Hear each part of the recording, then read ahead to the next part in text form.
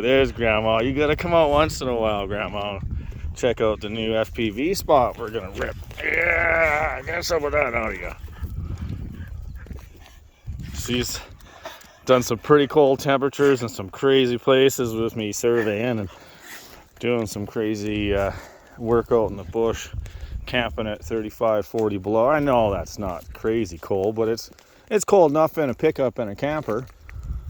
Yeah, this is looking like a pretty good spot for doing some FPV. It's all pre-plant. Oh no, they've planted.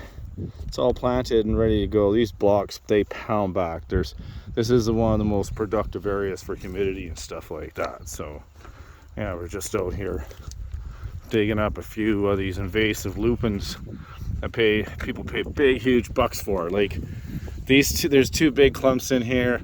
People at the store are paying 35, 40, 50 bucks in some places. And it's invasive, and it's all on these parkways, sitting in the easements and all these different areas. And it's yeah, it's easy enough to dig up, bring home and impress the wife when she starts to notice that there's a whole bunch of these, her favorite purple super weeds, the ones that are being a big gripe right now in Iceland. They're complaining because the birds have come out and pooped some out, put them in animals and worked them into the lava fields, and they're taken. I mean, look at how strong this bloody plant is, right? Look at this, look at how thick that stalk is. So they seed in and they get this big, huge purple flower thing on them, and yeah, they're taking over the lava fields and bringing dirt. They're bringing it up and pulling up the calciums and different stuff from deep in there somehow, and they're living and they're building soils. So all the other little creatures will show up. So what's the problem? You know, it is a desert wasteland out there. It's massive. Like I can see if it was your only farming area and they were coming and taking over, but yeah, no, they planted this pretty good. You can see the spacing. There's a fir. I'll go from here, see what kind of average spacing.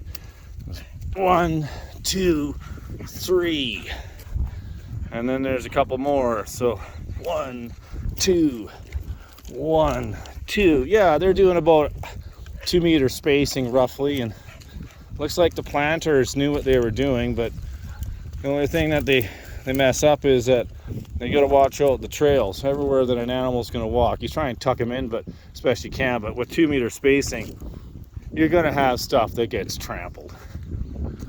Between the caribou that come through here and the bears, all that kind of shenanigans. Lots of deer, but it's the bear and the caribou. You never know. They pick on weird plants to eat at certain times. Yeah. Even got some skunk cabbage coming back in here in the ditch. The ditch is pretty good. I like how they planted. They planted it right up to the road, so whenever they're considering the edge, this would be the road in, so this would be 5 meters from the road.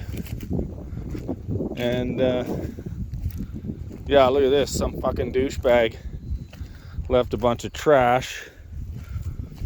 Just, people are fucked.